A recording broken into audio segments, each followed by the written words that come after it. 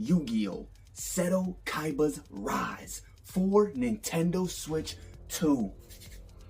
Okay, we all know who Seto Kaiba is, right? The rich boy, the arrogant, very prideful guy from Yu-Gi-Oh! Alright? Come on, the owner of the Blue Eyes White Dragon. Alright, the one who really truly believes that he is the best in Yu-Gi-Oh! Duel Monsters. He feels like no one can match his skill, alright, his expertise. He feels like he's the best. He doesn't care that Yugi or Atem or any of them that they're the king of games and that they always win, and for some reason Kaiba can't beat him or beat them, right? Seto Kaiba, alright?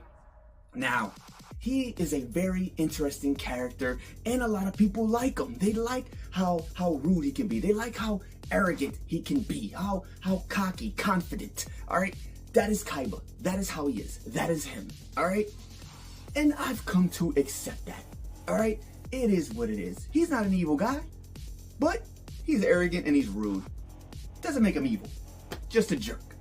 Now, I want him to get his own game.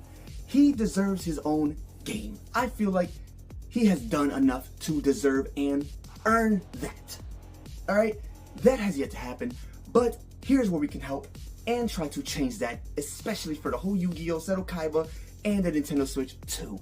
Alright? Let's give him his own game. Shoot, if you want to give him his own season, his own little one-season little run, we can do that. But basically, the whole thing about Yu-Gi-Oh! Seto Kaiba's Rise, I want it to literally be about how the title is. Just about, it's Yu-Gi-Oh! Still, but it's about Seto Kaiba. Alright? His rise from nothing to something. Alright? The rise. From the beginning.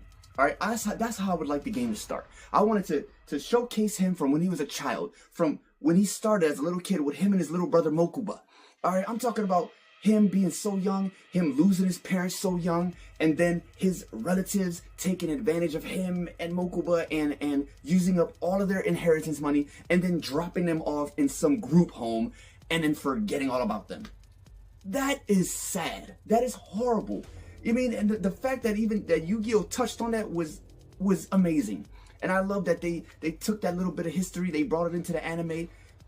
Even though there's actual, even deeper history into all of this, and the whole thing about Kaiba and Mokuba and their life is deeper in the whole, Yu-Gi-Oh! Season 0 and the manga, you know what I'm saying?